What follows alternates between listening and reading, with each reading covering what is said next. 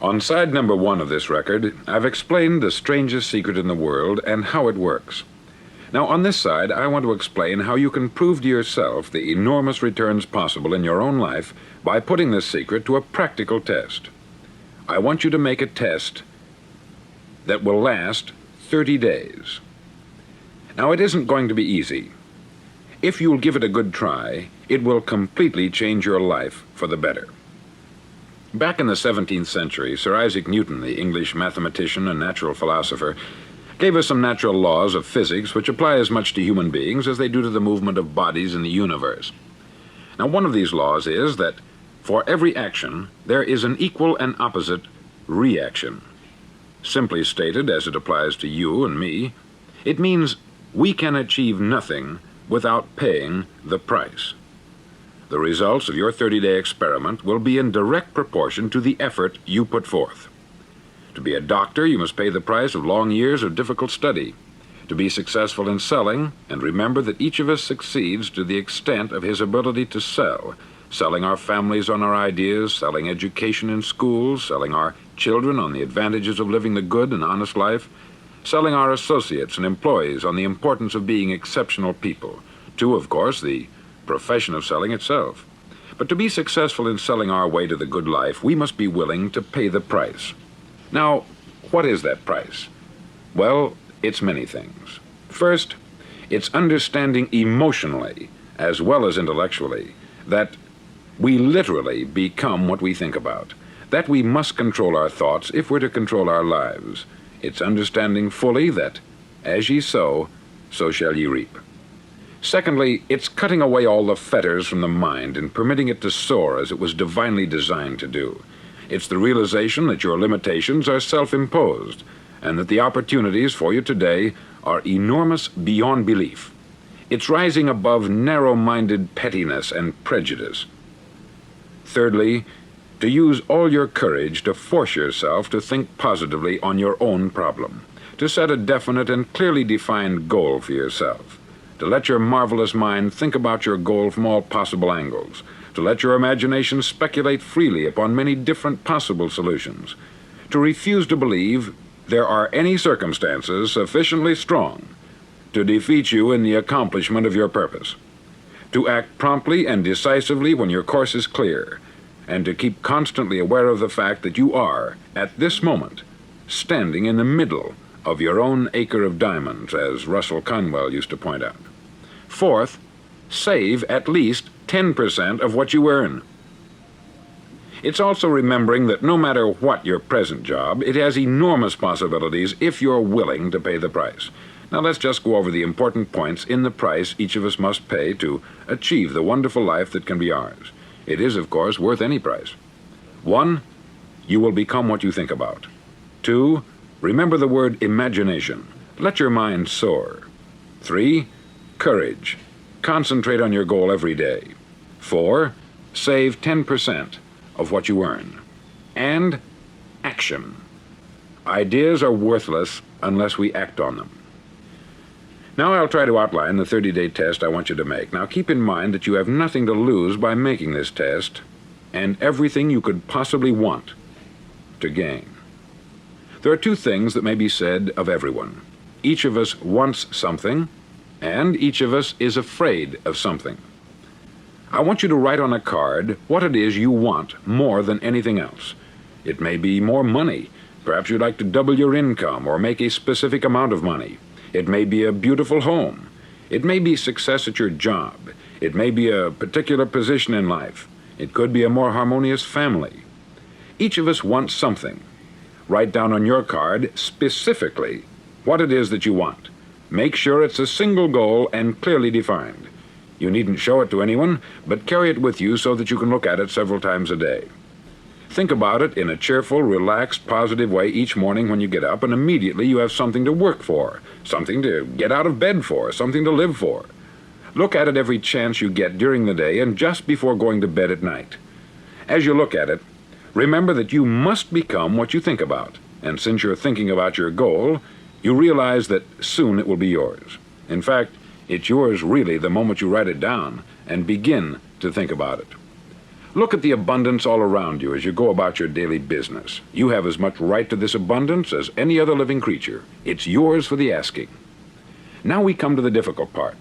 Difficult because it means the formation of what is probably a brand new habit, and new habits are not easily formed. Once formed, however, it'll follow you for the rest of your life.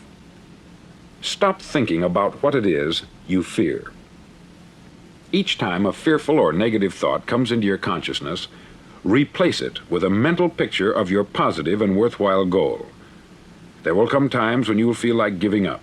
It's easier for a human being to think negatively than positively. That's why only 5% is successful. You must begin now to place yourself in that group. For 30 days, you must take control of your mind. It will think only about what you permit it to think. Each day for this 30-day test, do more than you have to do. In addition to maintaining a cheerful, positive outlook, give of yourself more than you've ever done before. Do this knowing that your returns in life must be in direct proportion to what you give. The moment you decide on a goal to work toward, you're immediately a successful person. You're then in that rare and successful category of people who know where they're going. Out of every 100 people, you belong to the top 5. Don't concern yourself too much with how you're going to achieve your goal. Leave that completely to a power greater than yourself. All you have to do is know where you're going. The answers will come to you of their own accord. Remember these words from the Sermon on the Mount, and remember them well. Keep them constantly before you this month of your test. Ask, and it shall be given you. Seek, and ye shall find. Knock, and it shall be opened unto you. For every one that asketh receiveth, and he that seeketh findeth, and to him that knocketh it shall be opened. It's as marvelous and as simple as that. In fact, it's so simple that in our seemingly complicated world it's difficult for an adult to understand that all he needs is a purpose and faith. For 30 days, do your best. If you're a salesman, go at it as you've never done before, not in hectic fashion, but with the calm, cheerful assurance that time well spent will give you the abundance in return you deserve and want. If you're a homemaker, devote your 30-day test to complete giving of yourself, without thinking about receiving anything in return, and you'll be amazed at the difference it makes in your life. No matter what your job, do it as you've never done it before for 30 days. And if you've kept your goal before you every day, you'll wonder and marvel at this new life you've found. Dorothea Brande, outstanding editor and writer, discovered it for herself and tells about it in her fine book, Wake Up and Live. Her entire philosophy is reduced to the words, act as though it were impossible to fail. She made her own test with sincerity and faith, and her entire life was changed to one of overwhelming success. Now you make your test for 30 full days. Don't start your test until you've made up your mind to stick with it. You see, by being persistent, you're demonstrating faith. Persistence is simply another word for faith. If you didn't have faith, you would never persist. If you should fail during your first 30 days, by that I mean suddenly find yourself overwhelmed by negative thoughts, you've got to start over again from that point and go 30 more days. Gradually, your new habit will form until you find yourself one of that wonderful minority to whom virtually nothing is impossible. Don't forget the card. It's vitally important as you begin this new way of living. On one side of the card, write your goal, whatever it may be. On the other side, write the words we've quoted from the Sermon on the Mount. Ask, and it shall be given you. Seek, and ye shall find. Knock, and it shall be opened unto you. In your spare time during your test period, read books that will help you. Inspirational books like the Bible, Dorothea Brande's Wake Up and Live, The Magic of Believing by Claude Bristol, Think and Grow Rich by Napoleon Hill, and other books that instruct and inspire. Nothing great was ever accomplished without inspiration. See that during these crucial first 30 days, your own inspiration is kept at a peak. Above all, don't worry. Worry brings fear, and fear is crippling. The only thing that can cause you to worry during your test is trying to do it all yourself. Know that all you have to do is hold your goal before you. Everything else will take care of itself. Remember also to keep calm and cheerful. Calm and cheerful. Don't let petty things annoy you and get you off course. Now, since making this test is difficult, some may say, well, why should I bother? Well, look at the alternative. No one wants to be a failure. No one really wants to be a mediocre individual. No one wants a life constantly filled with worry, fear, and frustration. Therefore, remember that you must reap that which you sow. If you sow negative thoughts, your life will be filled with negative things. If you sow positive thoughts, your life will be cheerful, successful, and positive. Now, gradually, you will have a tendency to forget what you've heard on this record. Play it often. Keep reminding yourself of what you must do to form this new habit. Gather your whole family about and listen to what's been said here at regular intervals. You know, most men will tell you that they want to make money without understanding the law. The only people who make money work in the mint. The rest of us must earn money. This is what causes those who keep looking for something for nothing or a free ride to fail in life. The only way to earn money is by providing people with services or products which are needed and useful. We exchange our product or service for the other man's money.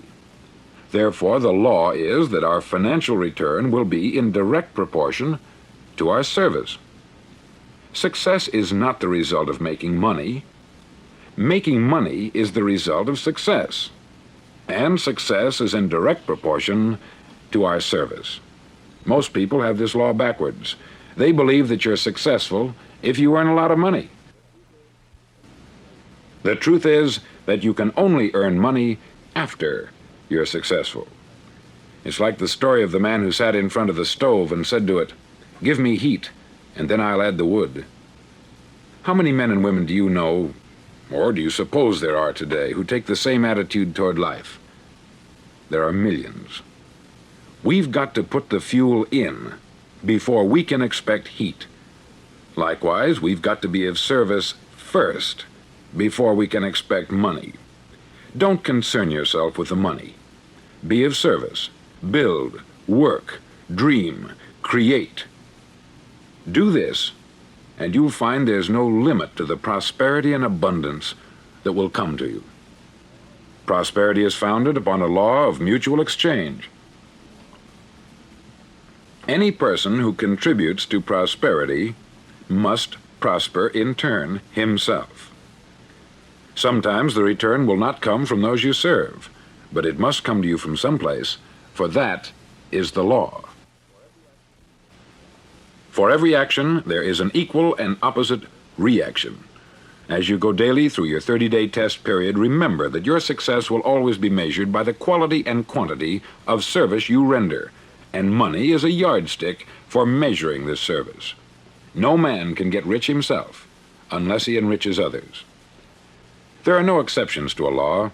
You can drive down any street in America and from your car estimate the service that's being rendered by the people living on that street. Had you ever thought of this yardstick before? It's interesting. Some, like ministers and priests and other devoted people, measure their returns in the realm of the spiritual, but again, their returns are equal to their service. Once this law is fully understood, any thinking person can tell his own fortune. If he wants more, he must be of more service to those from whom he receives his return. If he wants less, he has only to reduce this service. This is the price you must pay for what you want. If you believe you can enrich yourself by deluding others, you can only end by deluding yourself. It may take some time, but just as surely as you breathe, you'll get back what you put out. Don't ever make the mistake of thinking you can avert this. It's impossible. The prisons and the streets where the lonely walk are filled with people who tried to make new laws just for themselves. We may avoid the laws of man, but there are greater laws that cannot be broken. An outstanding medical doctor recently pointed out 6 steps that will help you realize success. 1. Set yourself a definite goal. 2. Quit running yourself down. 3. Stop thinking of all the reasons why you cannot be successful, and instead think of all the reasons why you can.